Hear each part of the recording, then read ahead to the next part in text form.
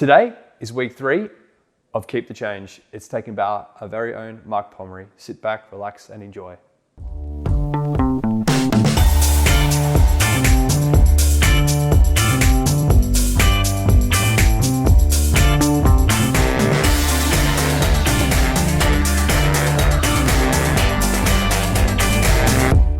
Hey, shout out to our Elevate Online family. Great to have you with us again. And this is the third and final week of our series, Keep the Change. This is our annual series that we teach, or we teach a series every year on the subject of money and stuff. And this year we've called it Keep the Change. And the feedback that we've been getting has been so encouraging. You know, one of our primary goals of teaching at Elevate is to be helpful. In other words, to teach things from God's Word that in a way that helps us understand why they matter and how we can apply them in our lives. And so these 3 weeks, well, 2 of the 3 weeks so far, the feedback of how helpful it's been has been just really encouraging from both myself and for our entire team. Week 1, we talked about how to take control of your money and looked at what we consider, as best as we can understand, God's top 5 principles for managing money and stuff. And if we educate ourselves about those principles and then apply them, we can expect to see and experience the sort of results that God has intended for us by teaching those principles. Last week, we talked about don't fall for the lies, and we taught 3 of the lies that our Western and aspirational cultures teach us, whether we're even aware of it or not, about money and stuff. And so I strongly encourage you, if you missed either of those 2 weeks, go back and watch them, or you can grab our podcast on all the major podcast platforms and you can go back and listen to those messages. Because really the idea is that they all work together, and understanding all of those things matters. So what I want to do today is I want to actually tee off with something that we taught from last week, something that Jesus taught. And we took a dive into that last week. I want to take a deeper dive into that today. And so if you have your Bible app handy, I encourage you just to grab that and open it up to Luke chapter 12. We're also going to have those on the screens as well. And this is what Jesus said to the crowd that was gathered. He said, watch out, be on your guard. You know, he started with get their attention, and he fired off a warning shot. And so it's like, watch out, be on your guard. What for is the best response. Well, this is what for. Against all kinds of greed, because life does not consist in an abundance of possessions. And then he told the crowd that was gathered this story. The ground of a certain rich man yielded an abundant harvest. And he thought to himself, what shall I do? I have no place to store my crops. And then he said, I got it. This is what I'll do. I'll tear down my existing barns and I'll build bigger ones. And there I'll store my surplus grains. And I'll say to myself, you have plenty of grain laid up for many years. Take life easy, eat, drink, and be merry. But God said to him, you fool, this very night your life will have been demanded from you. Then who will get what you have prepared for yourself? And this is how it would be. This is Jesus' bottom line. This is how it will be with whoever stores up things for themselves but is not rich towards God. So the central character in this story that Jesus told was someone that Jesus described as a rich guy. Now, this was 2,000 years ago. You know, what or who would have been categorized as rich back then? Well, we don't always know, but we certainly know today who's rich. First of all, in the last 12 months, the combined net worth of the top 1% of wealthiest people on the planet is worth more than the combined net worth of the bottom 50% of the people on the planet. 1% have more than the bottom 50%. And it's easy to hear a stat like that and get a bit upset, and that's just not, right. And it's also easy to draw from that to say, well, I'm obviously not rich. I mean, I'm not in the top 1%, at least I don't think I am. Well, let me ask you a few questions. If you drank water that when you turned your tap on, it just automatically came out, then you're rich. If the most sort of lethal contaminant in that water was a bit of chlorine, then you're rich. If you have a fridge and a pantry, and your fridge and your pantry combined have several items of food in them, then you're rich. If in the last 72 hours you had the opportunity to choose what you were going to have for your meal between a few different options, then, yep, you guessed it, you're rich. If you've recently stood in front of your wardrobe and thought to yourself, what am I going to wear today? Then you're rich. You might not be as rich as the top 1%, but you're rich compared to the bottom 50%. You and I, we're rich, and with that comes a responsibility. And then it's easy to read the story that Jesus told and dunk on the farmer for being, so selfish. And Jesus, talked about I and you, all this idea that this rich farmer, it was all about him. And it's easy to dunk on him, and it's easy to dunk on him because we know how the story ends, like, oh, what a fool, what an idiot. Until you realize that you might have more in common with the farmer than you realize.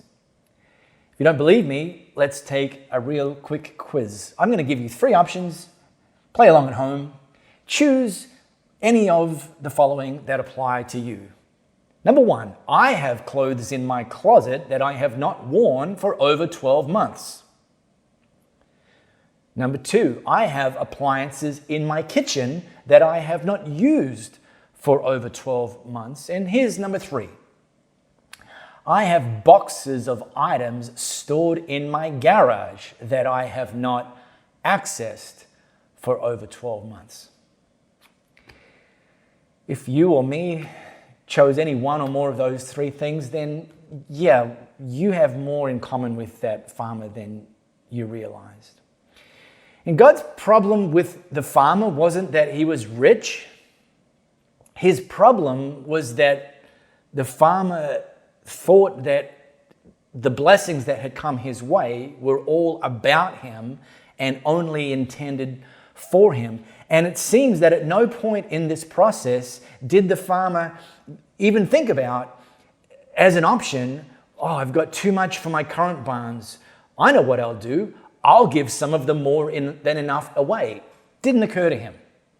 His default was simply to tear down his current barns, build bigger barns for himself.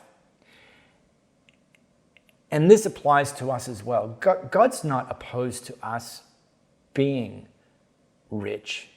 The lesson that Jesus taught, the bottom line is, the warning is about us failing to be rich towards God. And really, this is how I want to land our series, Keep the Change. How can we ensure that in our lives we're rich towards God?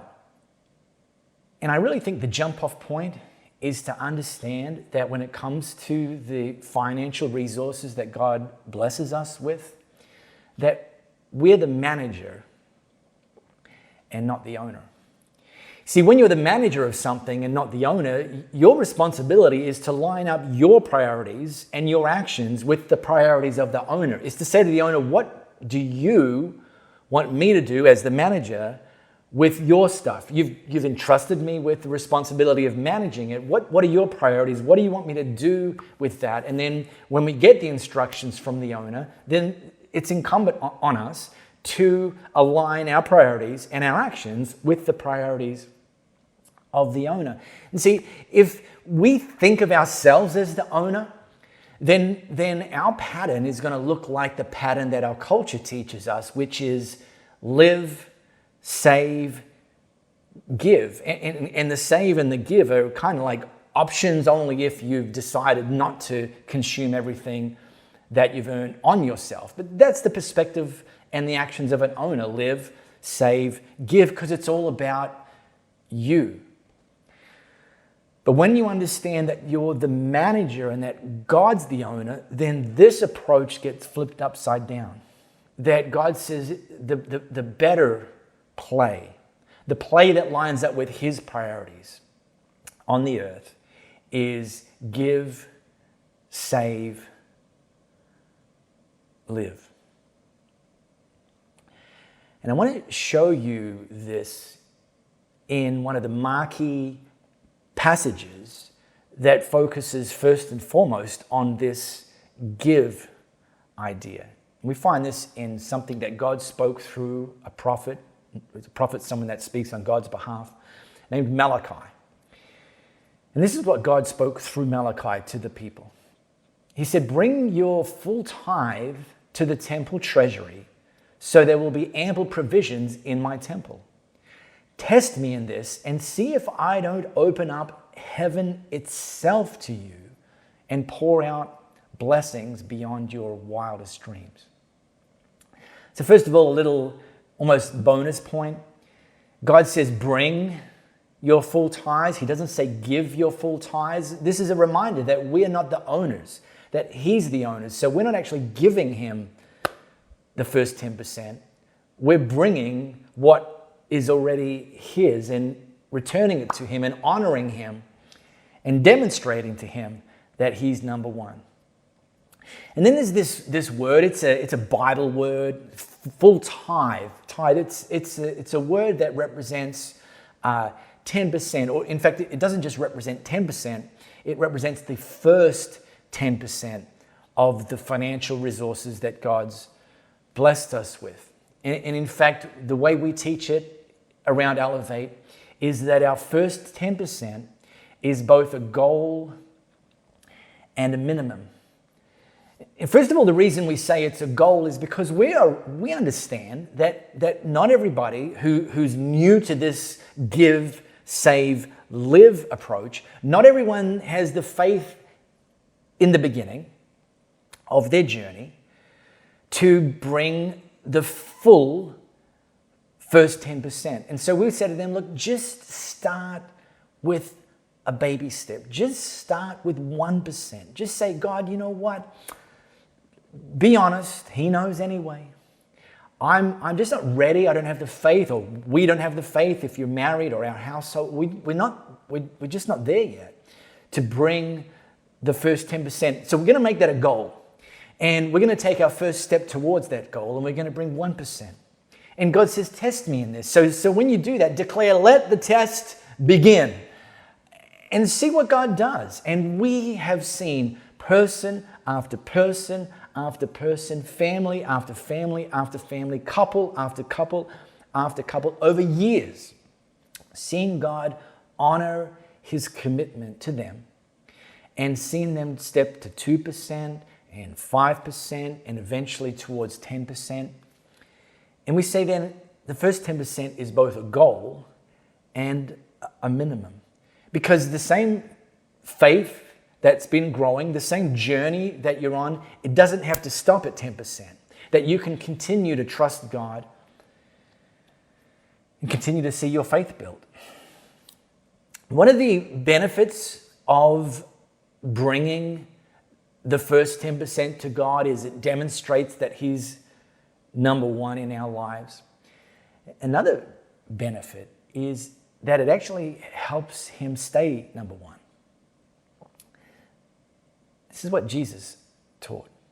He said, do not store up for yourselves treasures on earth, where moths and vermin destroy and where thieves break in and steal. However, but do this instead.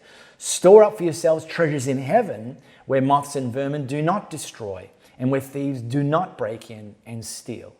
And here's the thing, here's the principle, that as we bring our first 10% to God, here's the principle that helps not just demonstrate that God is number one, but helps ensure that he stays there in our lives and in our financial world. Jesus said, for where your treasure is, where you've invested, there your heart is also. For example, if you happen to own some shares in a company, you've invested in that company, you're more likely to pay attention to the profit and loss and the share performance of that company more than someone who doesn't have shares in that company, because where your treasure is, there your heart will be also. So as we choose to financially invest into God's kingdom, it's more likely that our heart will follow, that we'll be even more interested in how God's kingdom is performing, more inclined to want to pray, to be able to reach people and build people in ways we've never seen before. Because where your treasure is, there your heart will be also. You've demonstrated that God's number one, and then you're more inclined to want to keep him at that level. And let me now,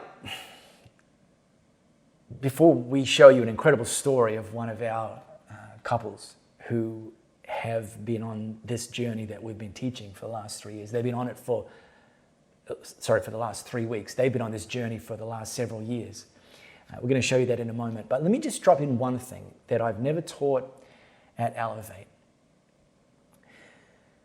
And it's about spiritual gifts. And Paul, he wrote to various churches. He was one of the leaders and entrepreneurs of the early church. He wrote to various churches, and he wrote like a list that you can compile, a list of spiritual gifts.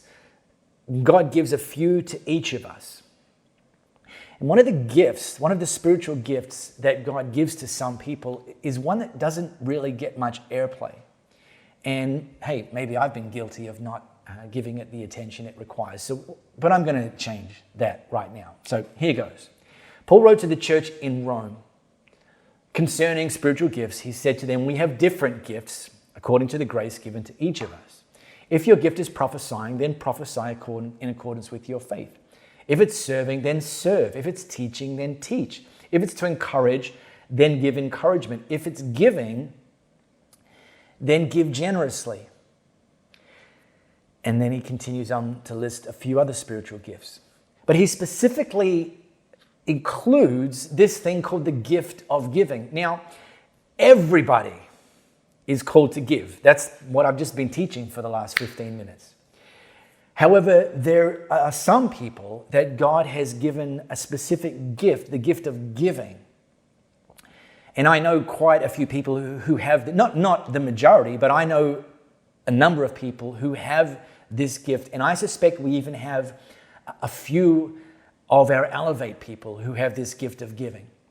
And if you have that gift of giving, it's likely that you will have the ability to create wealth easier, if you like, than someone who doesn't have the gift of giving. And the reason that God gives you that gift to create wealth is because he wants you to not take that and increase your standard of living like the rich farmer did in Jesus' cautionary tale, but instead define enough, which is something we talked about last week. So you've got to a certain standard of living and you've said, yep, I'm good, we're good, this is enough for us.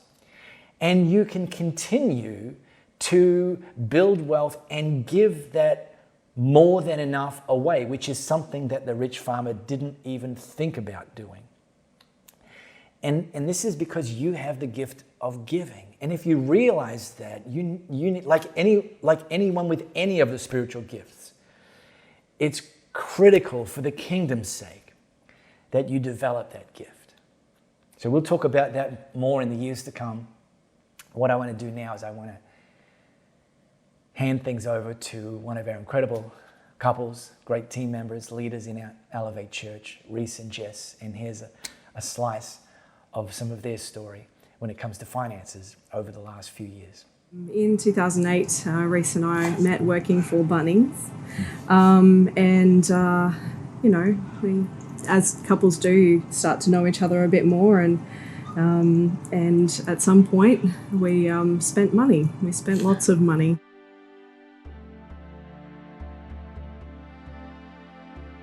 We decided to take a trip to the US, and that cost money. We decided to buy a new computer system, and that cost money.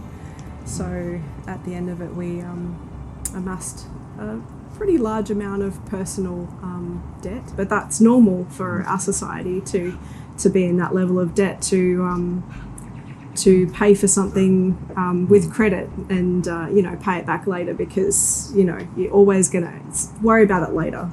And I just always remember it being a huge weight on the shoulders. Like, whatever we did, it stopped us from doing things, because we always had to make sure there was enough money for this debt payment. It's immensely frustrating to work hours and hours every week, and to think that so little this is actually going to be mine. This is all going to someone else. Just before we got married, we made the decision with a conversation that we had with Mark about finance and giving and generosity, and just taking those first steps. And he challenged us with the word, saying it's the one spot that God actually challenges us, is to test him on this and see if he doesn't open up the floodgates of heaven. That's where it sort of really grabbed my attention. The Bible's full of space saying, God saying, don't test me. And there's one bit where God says, do test me. And thought, oh, well, we'll give it a go. So despite the fact that we were still in massive debt, we decided to take that step, and we started giving our first 10%. On paper, it made no sense. We didn't have the money to give the first 10%. But go with God sort of favoured us very shortly afterwards. Do you want to? So I was speaking to a family member. I told her that we'd decided and made the decision to start giving. And she then, out of the blue, said, look, I've got some money sitting in my account that I don't need yet. It's just doing nothing. So she offered to pay out our personal debt. And we made an agreement after much deliberation. It took me 3 days. 3 solid days. So I got back to her, and we actually wrote up a contract with a minimum amount that we would pay back. And we proceeded to eliminate our debt without the interest payments on top of it. It's phenomenal to think of how much money she actually saved us. And it made things a lot easier for us, but it was just phenomenal. What was the timing between when we started giving and when this happened?